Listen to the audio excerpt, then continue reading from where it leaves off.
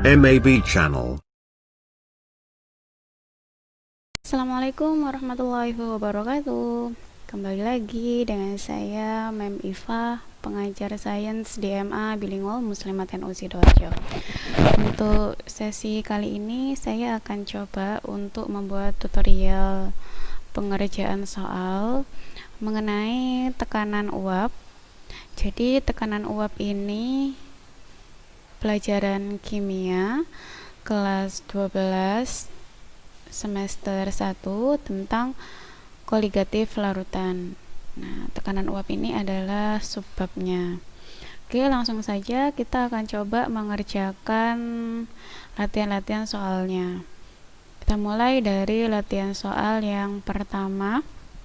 Di sini kita punya soal pertama, yaitu suatu cairan mempunyai tekanan uap 300 mm Hg pada 25 derajat Celcius.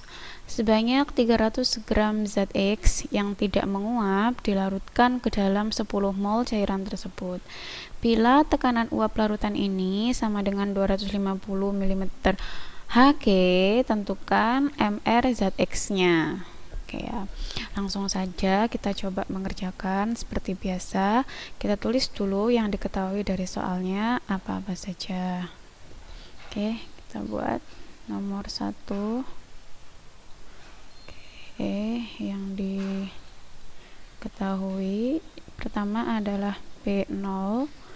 P0 nya 300 mmHg. Kemudian yang diketahui lagi T-nya 25 derajat Celcius.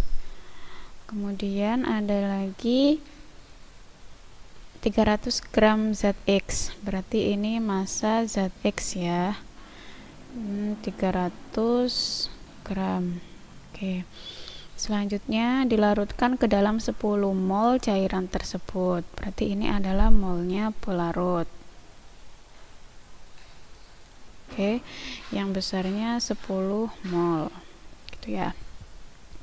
Bila tekanan uap larutan, berarti P-nya, tekanan uapnya itu 250 mmHg. Maka yang ditanyakan di sini itu adalah Mr dari zat X gitu ya. Oke. Langsung saja kita jawab.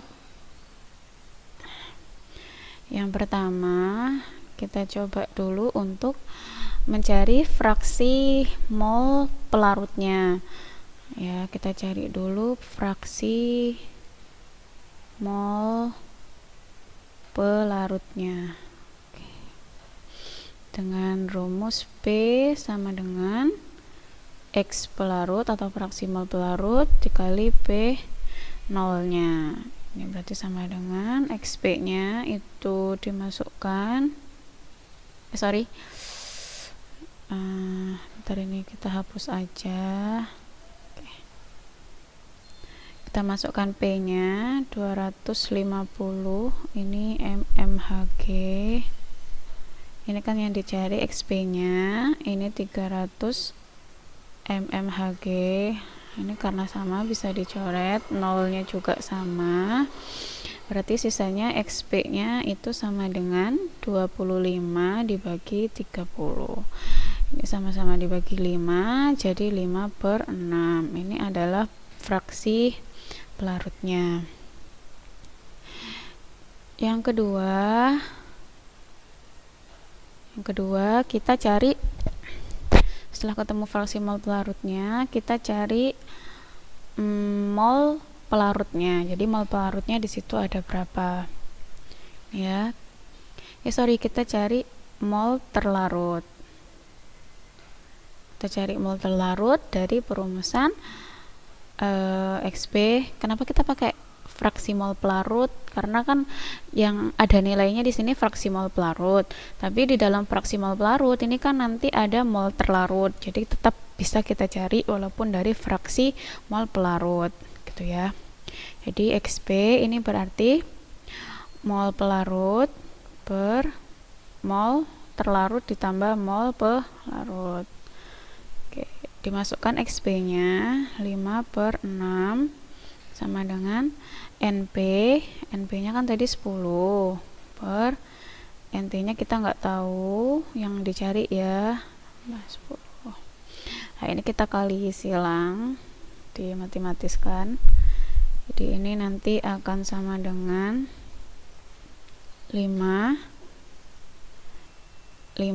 NT plus 10 sama dengan ini dikali ya 60,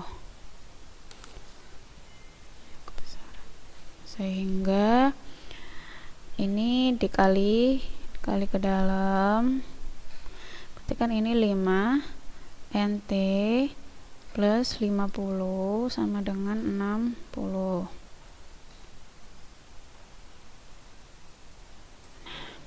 Sehingga 5 NT ini akan sama dengan 60 dikurangin 50. Kita tulis di atas ya. Jadi ini 5 NT sama dengan 60 dikurangi 50 itu 10, sehingga nanti ketemu NT-nya 10 dibagi 5, yaitu 2 mol. Nah, ini itu adalah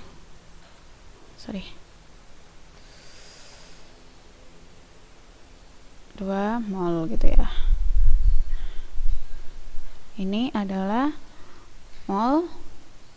Ini ya, ini itu adalah mol X.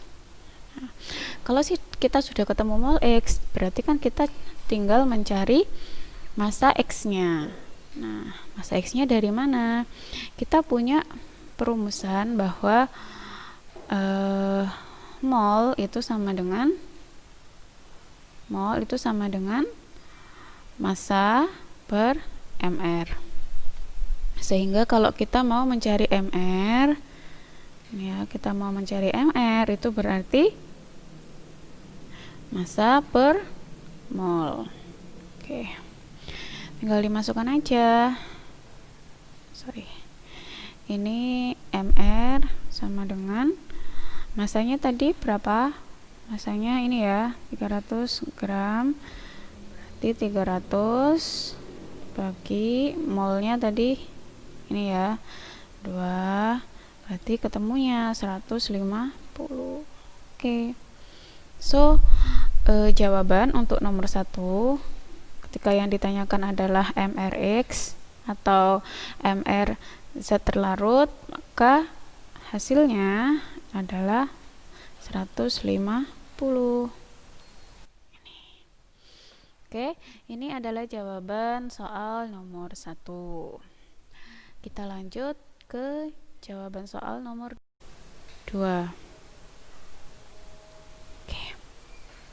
Soal nomor 2 ini berbunyi, tentukan tekanan uap jenuh dari 1,8 gram glukosa yang punya ml 180 yang terlarut dalam 90 ini 900 ini diganti 90 ya. 90 gram air bila tekanan uap jenuh airnya 40 cmhg. Oke, kita buat dulu yang diketahui dari soal itu apa saja. Yang diketahui pertama adalah massa dari glukosa, yaitu 1,8 gram. Kemudian mr dari glukosa yaitu 180. Kemudian massa dari airnya ini 90 gram. Kemudian mr dari airnya 18. Tekanan uap jenuhnya si air 40 cmhg. Nah, yang ditanya adalah P atau tekanan uap jenuh larutan. Oke, langsung saja kita coba untuk menjawab. Oke, kita coba untuk menjawab ya. Jadi untuk yang langkah pertama kita cari dulu fraksi mol zat terlarut. Oke. Atau XT. XT sama dengan NT per NP ditambah NT. Kita belum punya nih NT dan NP, jadi kita cari dulu ya. NT sama NP itu berarti mol terlarut dan mol pelarut. Oke, kita cari dulu. Oke. NT sama dengan massa glukosa per mR-nya. Kita masukkan 1,8 bagi 180, ketemunya 0,010.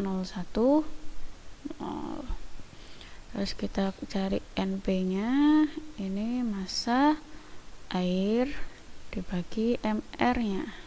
Nah, massa air 90 dibagi 18 berarti 5. Setelah kita ketemu NT dan NP, maka ini bisa dimasukkan ke rumus XT ya.